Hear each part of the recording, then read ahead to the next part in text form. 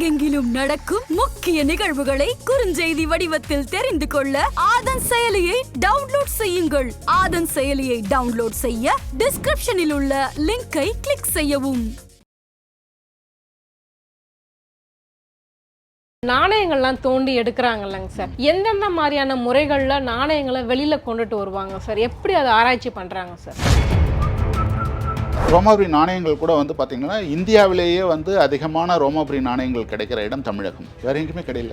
குஜராத்லேயோ இல்லை வந்து வேறு கடற்கரையோர நகரங்கள் இருக்கின்ற கல்கத்தா போன்ற இடங்கள்லையோ வந்து இல்லை டெல்லியிலேயோ வந்து அங்கெல்லாம் கிடைக்கல. ரோமாபுரி நாணயங்கள் அதிகமாக வந்து இங்கே தமிழ்நாட்டில் தான் கிடைக்குது. குறிப்பாக கரூரில் அதிகமாக கிடைக்குது.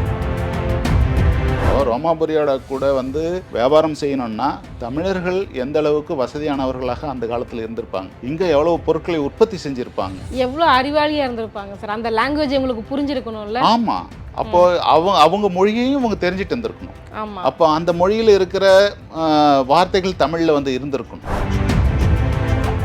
அந்த காலத்திலேருந்தே அகர முதலியோட இருந்த ஒரு மொழி வந்து தமிழ் மொழி. அப்போது தமிழ் மொழியிலேருந்து தான் அங்கெல்லாம் வந்து அகர முதலி போயிருக்குது அப்படின்னு வந்து சொல்லும் பொழுது இந்த தமிழ் மொழியினுடைய வரலாற்றையும்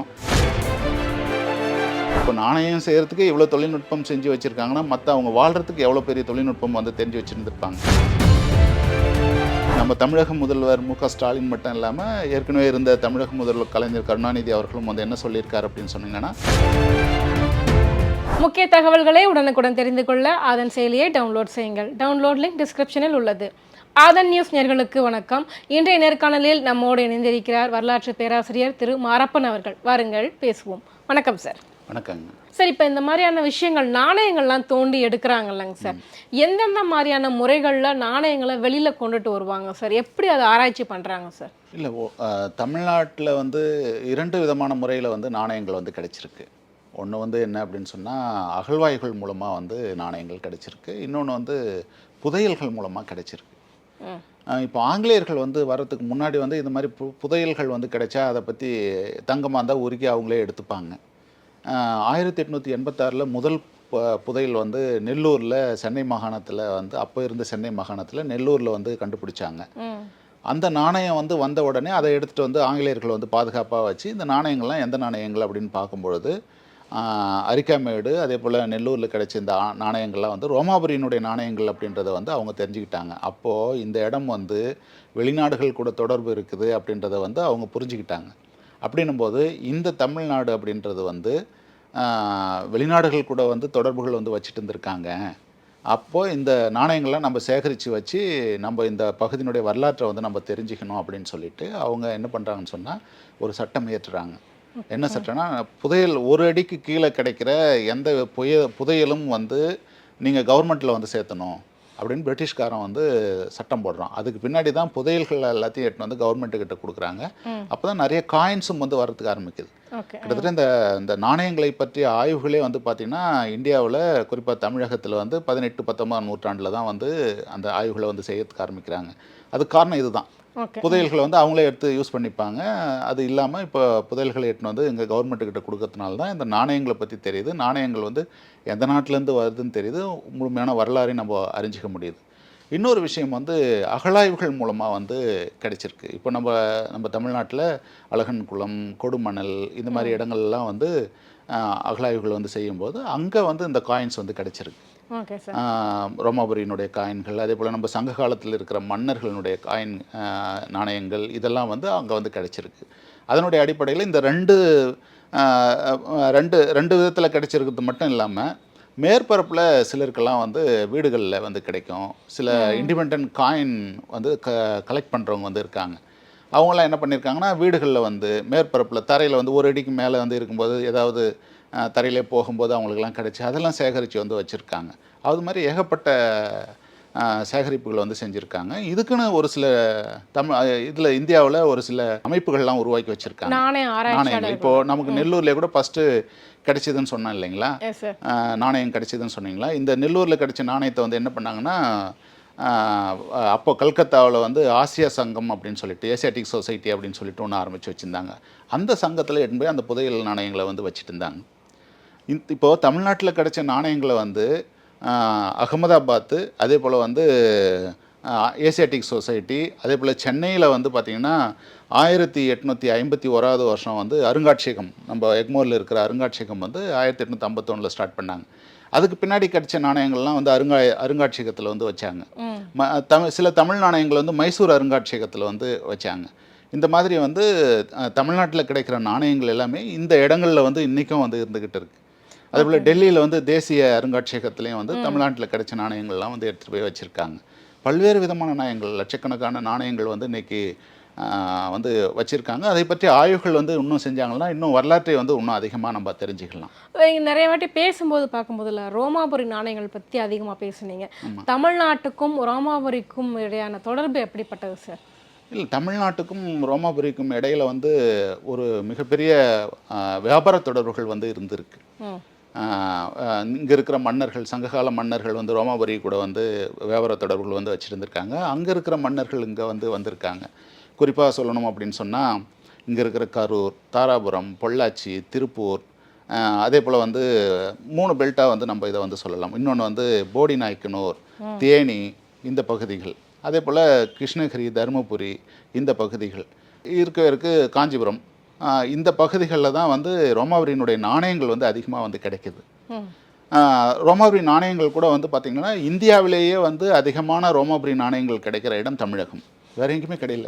குஜராத்லேயோ இல்லை வந்து வேறு கடற்கரையோர நகரங்கள் இருக்கின்ற கல்கத்தா போன்ற இடங்கள்லையோ வந்து இல்லை டெல்லியிலேயோ வந்து அங்கெல்லாம் கிடைக்கல. ரோமாபுரி நாணயங்கள் அதிகமாக வந்து இங்கே தமிழ்நாட்டில் தான் கிடைக்கிது. குறிப்பாக கரூரில் அதிகமாக கிடைக்குது. கரூர் வந்து வியாபார ஸ்தலமாக வந்து அன்றைக்கி வந்து இருந்திருக்கு.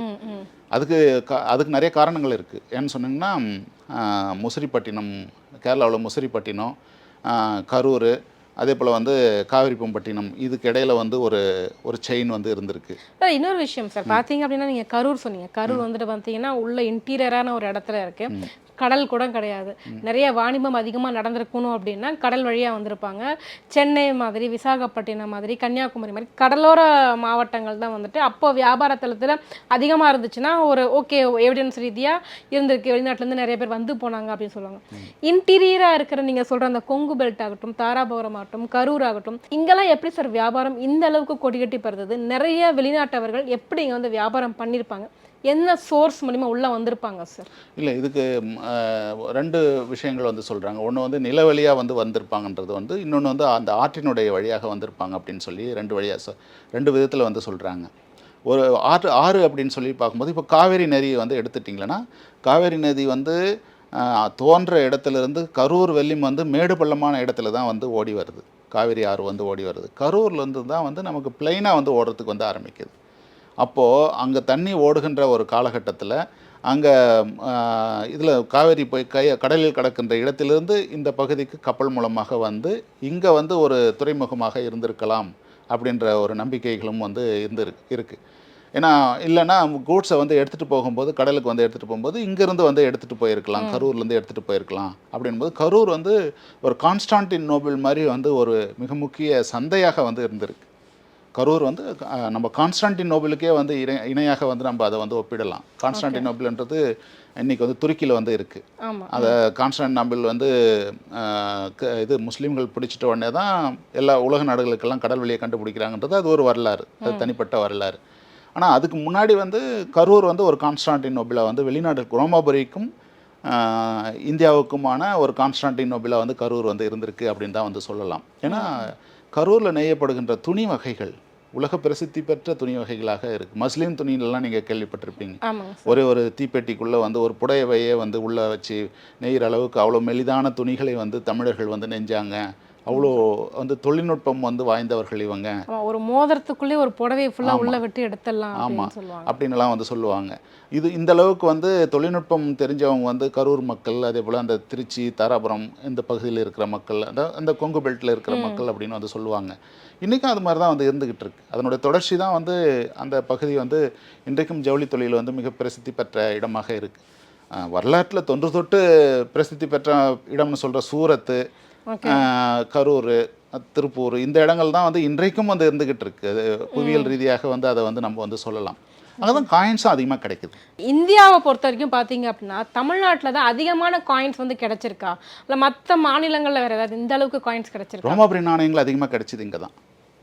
ரோமாபுரியினுடைய நாணயங்கள் எல்லா விதமான மன்னர்களும் வந்து இங்கே வந்து இருந்திருக்காங்க. அதாவது ரோமாபுரி ஆண்ட எல்லா மன்னர்களுடைய காயின்ஸும் இங்கே வந்து கிடச்சிருக்கு. ஒரு மன்னர்னுடைய காயின்ஸ் கிடையாதுங்க.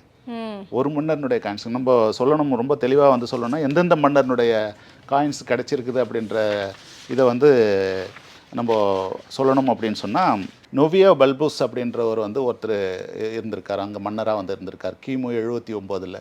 அவருடைய நாணயங்கள் கிடைச்ச இடம் வந்து கிருஷ்ணகிரியில் வந்து கிடச்சிருக்கு. கிருஷ்ணகிரியிலும் தருமபுரியிலும் வந்து அவருடைய நாணயங்கள் வந்து கிடச்சிருக்கு. அதே போல் ஜூலியஸ் சீசனுடைய நாணயங்கள் வந்து திருப்பூரில் வந்து கிடச்சிருக்கு. ஜூலியஸ் சீசர் வந்து கிமு 46 வந்து வந்து இருந்தவர். அவர் அங்கே வந்து ரோமாபுரியில் ஆட்சி செஞ்சவர். அதே போல் சீசரின் தலை வந்து இருக்குது இல்லையா, அந்த தலையில் வந்து டெசிட்டர் கோஸ் டெட் அப்படின்ற அந்த வார்த்தைகளோடு வந்து நமக்கு வந்து தமிழ்நாட்டில் இந்த என்ன அர்த்தம் சார் அந்த வார்த்தைக்கு? அது அவங்களுடைய லாங்குவேஜ், ரோமானிய லாங்குவேஜில் வந்து இருக்கிற அந்த வார்த்தைகள். அந்த வார்த்தையில் வந்து அந்த வார்த்தைகளோட அந்த காயின்ஸ் வந்து பொறிச்சு வச்சுருக்காங்க. அது வந்து கிடச்சிருக்கு. அதே போல் கையஸ், கிளாடியஸ், நீரோ அப்படின்ற 3 மன்னர்கள் வந்து இருக்கும்போது தங்கம், வெள்ளி நாணயங்கள் வந்து இங்கே கிடச்சிருக்கு. கரூர், திருப்பூர், தாராபுரம் இந்த பகுதியில் வந்து கிடச்சிருக்கு. வெஸ்பேசியஸ் டொமித்தியன் அப்படின்னு சொல்கிற ஒருத்தர் வந்து இருக்கார். அவரும் வந்து அவருடைய நாணயங்கள் குறைஞ்ச அளவில் தான் கிடச்சிருக்கு. அதே போல் ஹாட்ரியன், ஹன்னோனியஸ் பயஸ், மார்க்கஸ் அரேலியஸ், செமித்தியஸ் செவாரஸ், கரகல்லா, இப்போ இவங்கெல்லாம் வந்து பார்த்திங்கன்னா இந்த மன்னர்களுடைய நாணயங்கள் குறைந்த அளவில் வந்து கிடச்சிருக்கு. கிட்டத்தட்ட வந்து பார்த்திங்கன்னா ஒரு 15 ரோமானிய மன்னர்களுடைய காயின்ஸ் வந்து தமிழ்நாட்டில் இருக்குது. 15 ரோமானிய மன்னர்களுடைய காயின்ஸ் வந்து இங்கே தமிழ்நாடு முழுக்க வந்து கிடைச்சிருக்கு. நான் ரோமாபுரியினுடைய நாணயங்கள் அப்படின்னு சொன்னோன்னே நம்ம நீரோ மன்னன் மட்டும்தான் ஞாபகம் வராங்க. நீரோ மன்னன் மட்டும் இல்லை, நீரோ மன்னனுக்கு முன்னாடியும் நீரோ மன்னனுக்கு பின்னாடியும் இருக்கிற 15 மன்னர்களுடைய காயின்ஸ் வந்து இங்கே அவர்களுடைய பெயரை பொறித்து கிடைச்சிருக்கு. அந்த நாணயங்கள் மட்டும் இல்லை, அது கூடவே வந்து மட்பாண்டங்கள் வந்து கிடைச்சிருக்கு, ஜாடி கிடைச்சிருக்கு, மந்திரக்கோள் அப்படின்றது வந்து கிடைச்சிருக்கு. இதையெல்லாம் வைத்து தான் இதெல்லாம் ஆய்ந்து தான் வந்து நம்ம வந்து ரோமாபுரி கூட வந்து நம்ம தொடர்பு வச்சுருக்கோம் வரலாற்று ரீதியாக அப்படின்னு வந்து நம்ம வந்து வெளிப்படையாக வந்து சொல்லலாம். நாணயங்களினுடைய அடிப்படையில் வரலாற்றை எழுதுவது என்பது வந்து இன்னைக்கு நிகழ்ந்து கொண்டு இருக்கிறது. அந்த ஆதாரங்களை வச்சு தான் எல்லாருமே எழுதுறாங்க. ஒரு நாணயத்தை வச்சு அந்த இனத்தினுடைய வரலாறையே சொல்லிடலாம் இல்லைங்களா? எழுதலாம். ஏன்னு சொன்னால் நாணயத்தை வச்சுட்டு நம்ம வந்து இனத்தினுடைய வரலாறை வந்து சொல்கிறது அப்படின்றது வந்து பல விஷயங்களை வச்சுட்டு நம்ம வந்து சொல்லலாம். எப்படின்னு சொன்னாக்க அந்த மன்னர்கள் வந்து அவங்களுடைய காலத்தை வந்து தெரிஞ்சுக்கலாம். எந்த வருஷம் வந்து அந்த மன்னர்கள் வந்து ஆட்சி செஞ்சாங்க அப்படின்ற காலத்தை வந்து செஞ்சுக்கலாம். அந்த நாணயத்தில் இருக்கிற எழுத்துக்கள் மாதிரியே கல்வெட்டுக்களில் வந்து எழுத்துக்கள் வந்து இருக்கும். அதை வச்சு நம்ம வந்து பார்த்து இந்த மன்னர் வந்து இந்த காலத்தில் வந்து இருந்தார், ஆமாம் இவர் தான் இருந்திருக்காரு அப்படின்றதையும் நம்ம வந்து அந்த கல்வெட்டுகள் மூலமாக, இன்ஸ்கிரிப்ஷன் மூலமாக நம்ம வந்து தெரிஞ்சுக்கலாம்.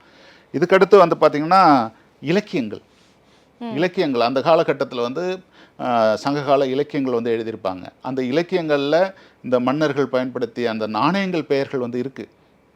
அப்போது அந்த நாணயங்களை பெயரை வந்து இந்த காலத்தில் இந்த நாணயம் வந்து இருந்திருக்கு, இந்த பெயரோட இருந்திருக்கு அப்படின்னு நம்ம தெரிஞ்சுக்கலாம். இன்னொரு விஷயம் வந்து என்னென்னா, அந்த நாணயங்கள் தயாரிக்கிறோம் இல்லையா, இப்போ வந்து தங்க நாணயம் தயாரிக்கிறோம், வெள்ளி தயாரிக்கிறோம், செம்பு தயாரிக்கிறோம், மற்ற நாணயங்கள் தயாரிக்கிறோன்னா அதில் தங்கம்னா தங்கத்தை மட்டுமே எடுத்துக்கிட்டு நாணயம் தயாரிக்க மாட்டாங்க. அதில் சங்கம், செம்பெல்லாம் சேர்ப்பாங்க. எந்த அளவுக்கு வந்து அந்த தொழில்நுட்பத்தை பயன்படுத்தி அந்த தங்க நாணயத்துக்குள் பல்வேறு மெட்டல்கள் வந்து சேர்த்துருக்காங்க அப்படின்ற அந்த தொழில்நுட்பம் எந்த அளவுக்கு இவங்களுக்கு தெரிஞ்சிருக்குது அப்படின்றதும் நம்ம வந்து இதன் மூலமாக வந்து தெரிஞ்சுக்கலாம். அப்போது அந்த காலத்துலேயே தொழில்நுட்பம் தெரிஞ்சிருக்கிறவங்களா இருந்திருக்காங்க, தமிழ்நாட்டில் இருந்திருக்காங்க, அங்கேயும் வந்து இருந்திருக்காங்க அப்படின்றதையும் அந்த வரலாற்றையும் நம்ம வந்து தெரிஞ்சுக்கலாம். அதுக்கடுத்து வந்து இங்கே வந்து பொருளாதாரம் வந்து எப்படி இருந்தது, இப்போது ரோமாபுரியோட கூட வந்து வியாபாரம் செய்யணும்னா தமிழர்கள் எந்த அளவுக்கு வசதியானவர்களாக அந்த காலத்தில் இருந்திருப்பாங்க, இங்கே எவ்வளோ பொருட்களை உற்பத்தி செஞ்சுருப்பாங்க, எவ்வளோ அறிவாளியாக இருந்திருப்பாங்க சார். அந்த லாங்குவேஜ் உங்களுக்கு புரிஞ்சிருக்கணும்ல. ஆமாம், அப்போது அவங்க மொழியையும் இவங்க தெரிஞ்சுட்டு இருந்திருக்கணும். அப்போ அந்த மொழியில் இருக்கிற வார்த்தைகள் தமிழில் வந்து இருந்திருக்கணும். அங்கே இருக்கிற மொழியில் இருக்கிற சில ஸ்டைல்ஸ் வந்து இங்கே மாறி இருக்கணும். இப்போ வந்து ஒரு விஷயம் சொல்லுவாங்க, தமிழில் எல்லா எழுத்துக்களும் இருக்குது, அகர முதலி அப்படின்றது எப்படி வந்து இங்கே வந்தது? உலகம் முழுக்க அகர முதலிகள் வந்து வரும்போது தமிழ்லேயும் அகர முதலி வந்து இருக்குது. அந்த எகிப்திய இதில் வந்து அகர முதலி வந்து இருக்குது. அப்போ அகர முதலி எங்கேருந்து யார் கற்றுக்கிட்டாங்க? ஒருவேளை மொழி உலகத்திலே எழுத்துக்கள் தோன்றியது தமிழ்நாட்டில் அப்படின்னு சொல்லும்போது இங்கிருந்து தான் அகர முதலி வந்து வெளிநாடுகளுக்கு போனதா அப்படின்றதையும் அகர முதலினா இப்போ வந்து எழுத்துக்களை நம்ம வந்து கண்டுபிடிக்கிறோம் இல்லையா. இப்போ வந்து அ ஆ இ ஈ உ உ அப்படின்றத அடிப்படையில் பல்வேறு எழுத்துக்கள் வந்து இருக்குது. 240க்கும் மேற்பட்ட எழுத்துக்கள் வந்து இருக்குது. அது ஒவ்வொரு எழுத்தும் ஒரு இடத்துல இருக்கும். இப்போ நம்ம அ ஆ இ ஈன்னு சொல்லிட்டு காங்கா சா அப்படின்ற அந்த அகர முதலிங்க அப்படியே எழுதணும் இல்லைங்களா. கா கா கி கி, இதுதான் அகர முதலின்னு சொல்லுவாங்க. ஒரே அடுக்காக வந்து அடுக்கி வைக்கிறது அந்த அகர முதலி அப்படின்னு வந்து சொல்லுவாங்க. அந்த அகர முதலி வந்து தமிழ்நாட்டில் இருந்து தான் வந்து மற்ற மொழிகளுக்கு சென்று இருக்கிறது அப்படின்னு சொல்லுவாங்க. ஏன்னா நிறைய மொழிகளுக்கு அகர முதலி இல்லை. அகர முதலியே வந்து நிறைய மொழிகளுக்கு இன்றைக்கும் இல்லை. சில மொழிகளுக்கு எழுத்தே இல்லை. அப்படி இல்லாட்டியும் அகர முதலியும் இல்லாமல் வந்து இருக்குது. அப்போது அந்த காலத்துலேருந்தே அகர முதலியோடு இருந்த ஒரு மொழி வந்து தமிழ் மொழி. அப்போது தமிழ் மொழியிலேருந்து தான் அங்கெல்லாம் வந்து அகர முதலி போயிருக்குது அப்படின்னு வந்து சொல்லும் பொழுது இந்த தமிழ் மொழியினுடைய வரலாற்றையும் அந்தளவுக்கு இங்கே நீங்கள் சொன்ன மாதிரி அறிவாளிகள் வந்து நிறைய இருந்தாங்க. மொழி அறிவு படைத்தவர்கள் இங்கே வந்து நிறைய இருந்தாங்க. மொழி அறிவு படைத்தவர்கள் மட்டும் இல்லை, இவங்க தொழில்நுட்பம் தெரிஞ்சவர்களாகவும் வந்து இருந்திருக்காங்க. அதாவது நாணயங்கள் தயாரிக்கின்ற தொழில்நுட்பம் செஞ்சுருக்கிறவங்களாம் இருந்திருக்காங்க. நாணயங்கள் மட்டும் இல்லை, இப்போ நாணயம் செய்கிறதுக்கு இவ்வளோ தொழில்நுட்பம் செஞ்சு வச்சுருக்காங்கன்னா மற்ற அவங்க வாழ்கிறதுக்கு எவ்வளோ பெரிய தொழில்நுட்பம் வந்து தெரிஞ்சு வச்சுருந்துருப்பாங்க. அந்த மஸ்லின் துணிகளை நெய்வதற்கு என்னென்ன தொழில்நுட்பத்தை வந்து இவங்க தெரிஞ்சு வச்சுட்டு இருந்திருப்பாங்க. புடவைகள் நெய்யறதுக்கு, வேஷ்டிகள் நெய்யறதுக்கு வந்து எந்த மாதிரியான தொழில்நுட்பம் இவங்கக்கிட்ட இருந்திருக்கும் அப்படின்ற ஒரு சில விஷயங்கள்லாம் வந்து நமக்கு தெரிஞ்சிருக்கும். அந்த இப்போ நாணயங்கள் தயாரிக்கிற அந்த அவங்க தயாரிக்க பயன்படுத்திய அந்த உபகரணம் இருக்குது இல்லையா, அதுவும் இன்றைக்கி நிறைய இடத்துல கண்டுபிடிச்சிருக்காங்க. அப்போது அவங்க எந்த மாதிரி மெத்தடில் வந்து அவங்க கண்டுபிடிச்சாங்க, உலகங்களை எந்த மாதிரி மெத்தடில் உருக்குனாங்க, அதே காலகட்டத்தில் உலகத்தின் மற்ற நாடுகளில் இருக்கிற நாகரிகங்களில் எந்த அளவுக்கு வந்து உலகங்களை உருக்கியிருக்காங்க, அவங்க எதை பயன்படுத்தினாங்க, இவங்க எதை பயன்படுத்தினாங்கன்னு பார்க்கும் பொழுது தமிழர்கள் ஒரு உன்னதமான தொழில்நுட்ப அறிவை பெற்றிருந்தார்கள் அப்படின்ற ஒரு விஷயம் நமக்கு வந்து தெரிய வருது. கண்டிப்பாக சார். சிந்து சமவெளியை விடவும் ரொம்ப தொன்மையானவர்கள் அப்படின்றத எடுத்துக்கலாம்ல. யாரு? நம்ம தமிழர்கள். இல்லை, சிந்து சமவெளி நாகரிகமே தமிழ் நாகரிகம் தான் இன்றைக்கி வந்து சொல்லிட்டு இருக்கோம். ஆமாம், சிந்து சமவெளி நாகரிகம் தமிழர் நாகரிகம். ஆனால் வந்து வடமேற்கு பகுதியில் இருந்த அங்கே உருவாகி இங்கே வந்தது அப்படின்னு சொல்கிறாங்க. இல்லை, நான் அதில் சிறிது மாறுபட வேண்டிய சூழல் எதிர்காலத்தில் இருக்கும். ஏன்னா முழுமையான ஆய்வுகளும் முடிவுகளும் வந்து வெளியே வரல. ஏன்னா தமிழ்நாட்டை பொறுத்தவரையிலையும் ஒரே ஒரு கீழடியை மட்டும் வந்து தான் நம்ம எஸ்கவேட் பண்ணியிருக்கோம். கீழடியில் வந்து 800 வருஷம்ன்றது போயிருக்கு. அமர்நாத் செஞ்சது. அமர்நாத் ராமகிருஷ்ணா செஞ்சதுக்கு பின்னாடி வந்து 1000 இயர்ஸ் போயிருக்கு. அதாவது இன்னிலேருந்து 3000 வருஷம் போயிருக்கு. ஆனால் இதே பேராசிரியர் ராஜன் வந்து செஞ்ச இன்னொரு இடத்துல வந்து பார்த்திங்கன்னா அழகன் குளம் அந்த மாதிரி இடங்களில் வந்து பார்த்திங்கன்னா 3000 இன்னிலேருந்து வந்து 5000 வருஷத்துக்கு முன்னாடி தமிழர் நாகரிகம் இருந்ததற்கான கார்பன் டேட்டிங் வந்து இன்னைக்கு கிடச்சிருக்கு. அது இன்னும் பரவலாக வெளியே வரல. வெளியே வந்துருச்சு, அறிஞர்களிடையே வெளியே வந்துருச்சு. இன்னும் பரவலாக வெளி உலகுக்கு வந்து வரல. ஏன் கிருஷ்ணகிரிக்கு பக்கத்தில் இருக்கிற அந்த இதில் கூட பார்த்திங்கன்னா இன்னிலேருந்து 4000 வருஷத்துக்கு முன்னாடி வந்து அந்த நாகரிகம் இருந்தது அப்படின்லாம் கார்பன் டேட்டிங்கில் ஆணித்தரமாக வந்து கிடச்சிருக்கு. அப்படின்னும் போது சிந்து சமவெளி நாகரிகம் இன்னிலேருந்து 5000 வருஷத்துக்கு முன்னாடி தானே. இன்னும் வந்து இங்கே 2 இடம் எங்கள் சமூக விழிப்புக்கள் அப்படி தான் சார் போட்டிருந்தாங்க. தொன்மையான நாகரிகம் இங்கே வந்து 4000 வருஷம் தான் இப்போ வந்திருக்கு. 4-5 இடம் தான் தோண்டி இருக்கு. வைகை நதியில் ஒரு இடத்த தான் தோண்டி இருக்கோம். அது 100 ஏக்கராவில் 200 இடம் 292 இடம் கண்டுபிடிச்சி 100 இடத்துல வாழிடம் இருக்குதுன்னு கண்டுபிடிச்சி அந்த 100 இடத்துல ஒரு இடத்த வந்து எடுத்து கீழடின்றதை எடுத்து அந்த ஒரு இடத்துல வந்து 100 ஏக்கராவில் 2 ஏக்கராவை தான் தோண்டி இருக்கோம். அப்போது காவிரி நதிக்கரையை வந்து நம்ம இன்னும் எஸ்கவேஷன் பண்ணணும். நம்ம கொசஸ்தலையை வந்து பண்ணணும். வடபெண்ணை தென்பெண்ணையை பண்ணணும். இப்படி பண்ணால் தமிழர்களுடைய நாகரிகம் கிட்டத்தட்ட இன்னும் பின்னாடி போகலாம். நான் பெருமையாக சொல்லலை, அந்த ஆய்வுகள் செய்யப்பட வேண்டும் அப்படின்னு நான் சொல்லலை. அப்படின்னு வரும்போது இந்தியா வரலாறு மாறும். நம்ம தமிழக முதல்வர் கூட என்ன சொல்லியிருக்காரு இப்போ 4 நாளைக்கு முன்னாடி கூட அப்படின்னு சொன்னால், நம்ம தமிழக முதல்வர் மு க ஸ்டாலின் மட்டும் இல்லாமல் ஏற்கனவே இருந்த தமிழக முதல்வர் கலைஞர் கருணாநிதி அவர்களும் வந்து என்ன சொல்லியிருக்காரு அப்படின்னு சொன்னீங்கன்னா, இந்தியாவினுடைய வரலாறு காவிரி கரையிலிருந்து எழுதப்பட வேண்டும் அப்படின்னு சொல்லியிருக்காங்க. எழுதக்கூடிய நாள் வரும். சில நாணயங்கள் பற்றி பேசும்போது இந்த முத்திரைகள் அப்படின்ற ஒரு டாபிக் வந்து ஃபஸ்ட்டு சொன்னீங்க. ஸோ என்னென்ன அரசர்களுடைய முத்திரைகள் வந்து பரவலாக அதிகமாக பயன்படுத்தப்பட்டது சார்? அதை எப்படி பயன்படுத்தியிருப்பாங்க சார்? முத்திரைகள் இல்லை, உருவங்கள். முத்திரைகள் அப்படின்றது அப்படி இல்லை. உருவங்கள் வந்து இப்போ வந்து சேரர்களுடைய உருவங்கள், பண்டை கால சேரர்களுடைய உருவங்கள் என்ன பண்ணாங்க, அரசனுடைய முகத்தையே வரைவாங்க. முகத்தையே வந்து அது உள்ள வந்து வச்சுருக்காங்க. அதே போல் யானையினுடைய முழு உருவத்தை வந்து வச்சுருக்காங்க. யானையினுடைய அங்குசத்தை வந்து வச்சுருக்காங்க. அதே போல் வந்து சில விலங்குகளை வந்து வச்சுருக்காங்க. இப்போ வந்து அந்த பகுதியில் ரொம்ப டாமினேட்டடாக வந்து இருந்த விலங்குகளை வந்து அந்த மன்னர் வந்து வச்சுருக்காரு. இப்போது சேர மன்னர்கள் வந்து குதிரையை வந்து வச்சுருக்காங்க. அப்போது அந்த சேர மன்னர்கள் குதிரையை பயன்படுத்தினார்கள் அப்படின்றது நமக்கு தெரிய வரும். பாண்டிய மன்னர்கள் யானையை வந்து குறிப்பாக பாண்டியர்களும் சரி சோழர்களும் சரி யானையை வந்து வச்சு அவங்க முதிரைகளை வந்து வச்சுருக்காங்க. அதே போல் வந்து இன்னும் அவங்க பயன்படுத்திய வில், வேல், வாள், இன்னும் அவங்க மன்னர்களுடைய முகங்கள், அவங்களுடைய பட்டப்பெயர்கள், மன்னர்களுடைய பட்டப்பெயர்கள், மன்னர்களுடைய பெயர்கள் அப்படியெல்லாம் வந்து வச்சு தான் அந்த காயின்ஸ் அதெல்லாம் உருவாக்கியிருக்காங்க. அப்படின்னு உருவாக்கும்போது அது எந்த காலகட்டத்தை சார்ந்தது, அந்த பட்டப்பெயர் யாருக்கு வந்து சூட்டப்பட்டது அப்படின்றதெல்லாம் நம்ம வந்து தெரிஞ்சுக்கலாம். அதில் சில கன்ஃபியூஷனாக சில காயின்ஸில் வந்து இருக்கிற பொதுவான பட்டப்பெயர்களால் சில நமக்கு குழப்பங்களும் வந்து வருது. இருந்தாலும் அந்த குழப்பங்களை நிவர்த்தி பண்ணி நம்ம ஆய்வுகள் இப்போ வந்து செஞ்சிட்ருக்கோம்.